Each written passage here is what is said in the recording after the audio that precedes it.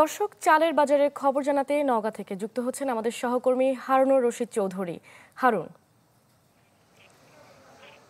জি, আসলে আমরা এই মুহূর্তে আছি নওগাঁর যে খুচরা যে চাল বাজার, সেখানে যদিও বা অনেক সকাল, যার কারণে এখনো সব দোকানপাট খোলেনি। তবে গতকালকে এবং আজকের বাজার দর আমরা যতটুকু জানতে পারছি যে গত 2 থেকে 3 সপ্তাহের মধ্যে যেই চালের দামটি আসলে বেড়েছিল সেটি এখন পর্যন্ত আসলে কমেনি। বলা যায় যে প্রত্যেকটি চালের প্রকারভেদে 3 থেকে 4 টাকা পর্যন্ত এখনো পর্যন্ত বাড়তি দামে বিক্রি হচ্ছে।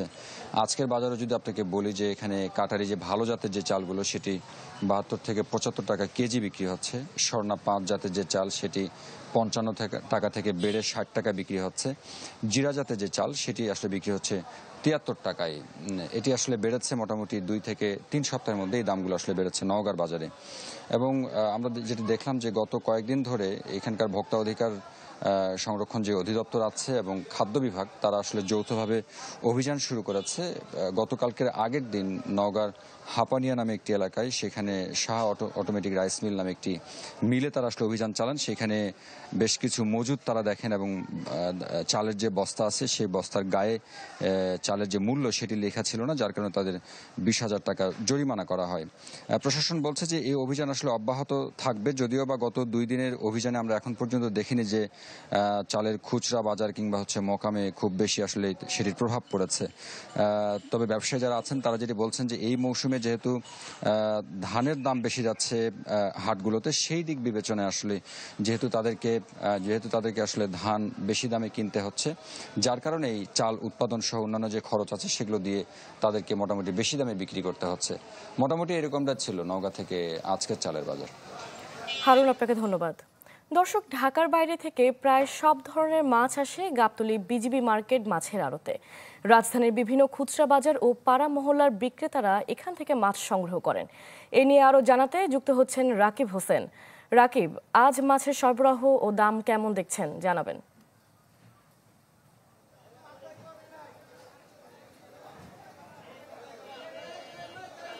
সকাল থেকে আমরা দেখতে পাচ্ছি যে প্রতিদিনের যে ব্যস্ততা, সেই ব্যস্ততা কিন্তু এখানের মাছের আড়তদারদের যেমন রয়েছে, তেমনি ঢাকার বিভিন্ন খুচরা বাজার থেকে যে বিক্রেতারা আসছেন বাজার থেকে, এখান থেকে মাছ সংগ্রহ করার জন্য, তাদের মধ্যে সেই ব্যস্ততা এবং উদ্দীপনা লক্ষ্য করা যাচ্ছে। আমরা দেখতে পাচ্ছি যে এখানে প্রায় সব ধরনের মাছের সরবরাহে আজকে ভালো, শুধুমাত্র ইলিশের সরবরাহ নেই বললেই চলে। আমরা কিছুক্ষণ আগে ছোট কিছু ইলিশ দেখেছি, যেগুলোকে ঝাটকা ইলিশ বলা যায়।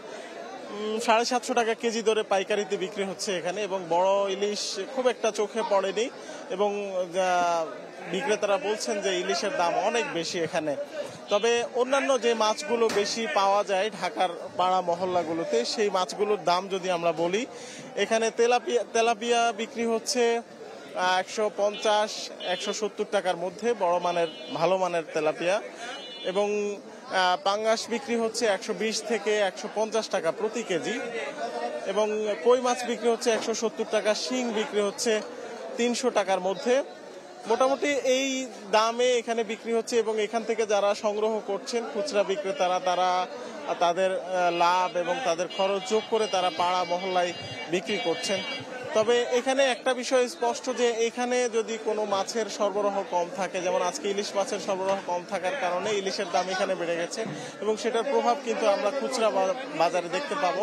পাড়া মহল্লায় যারা বিক্রি করেন তাদের ওখানে মাছের দাম যে বেশি সেটা দেখতে পাবো, এবং অন্যান্য মাছের সরবরাহ ভালো থাকার কারণে সেই মাছগুলোর দাম এখানে যেমন কম, তেমনি পাড়া মহল্লায় কিন্তু এই মাছের দাম কম হওয়ার সম্ভাবনা রয়েছে। যদি পাড়া মহল্লায় আজকে এই ধরনের মাছ বেশি দামে কেউ বিক্রি করে, তাহলে সেটি তারা অতিরিক্ত মুনাফা করবে, বা তাদের কারসাজির কোনো একটা লক্ষণ বলা যাবে, যে তারা কম দামে কিনে কেন বেশি দামে বিক্রি করছে। তো এখানে যে বড় বড় আড়তদাররা আছেন, আমরা তাদের সাথে কথা বলেছি, তারা বলছেন যে এখানে যেদিন একেবারে কম মাছ বিক্রি হয়, সব মিলিয়ে অন্তত 20 টন মাছ এখান থেকে বিক্রি হয়, এবং বেশি হলে এখানে কিন্তু অন্তত 30-40 টন মাছ বিক্রি হয় কিন্তু। তো সব মিলিয়ে বলা যাচ্ছে যে আড়তে মাছের দাম স্বাভাবিক থাকার কারণে বলা যায় যে আজকে খুচরা বাজারগুলোতে মাছের দাম বাড়তি হওয়ার আশঙ্কা নেই। শুধুমাত্র ইলিশের দাম একটু বেশি হওয়ার আশঙ্কা রয়েছে, কারণ ইলিশের সরবরাহটা এখন পর্যন্ত কম দেখা যাচ্ছে। রাকিব, আপনাকে ধন্যবাদ। দর্শক, এবার আমরা চলে যাচ্ছি ভোলায়। সেখানে ইলিশের বাজার পরিস্থিতির খবর জানাতে আমাদের সাথে যুক্ত হচ্ছেন আদিল হোসেন তপু। জি দেখুন, রাজধানী চাঁদপুর সহ বিভিন্ন মোকামে যে ইলিশগুলো পাওয়া যায় এর অধিকাংশই কিন্তু উপকূলীয় জেলা ভোলার এইখান থেকে কিন্তু মাছগুলো যেয়ে থাকে। এবং যদিও এই মুহূর্তে নদীতে ইলিশের পরিমাণ খুবই কম পড়ছে বলে জানিয়েছেন জেলেরা, সেই ক্ষেত্রে দাম কিছুটা বাড়তির দিকে। এই মুহূর্তে কিন্তু ইলিশের ভরা মৌসুম চলছে, তবে ইলিশ কম পড়ার কারণে দাম যেরকম বেশি, সেই ক্ষেত্রে ক্রেতারাও এবং বিক্রেতারাও দোনো পক্ষই কিন্তু একরকম হতাশার মধ্যে রয়েছেন।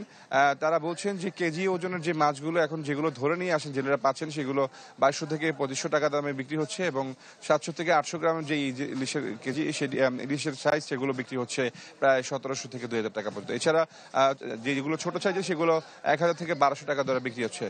তবে এই আসনরূপ কথা হচ্ছে যে মোহনায়, বিশেষ করে নদীর মোহনায় কিন্তু এই মুহূর্তে কিছুটা ইলিশ ধরা পড়ছে এবং সেই মাছগুলো যদি জেলেরা আহরণ করতে পারেন তাহলে হয়তোবা ইলিশের দামটা কিছুটা হলেও কমে আসবে।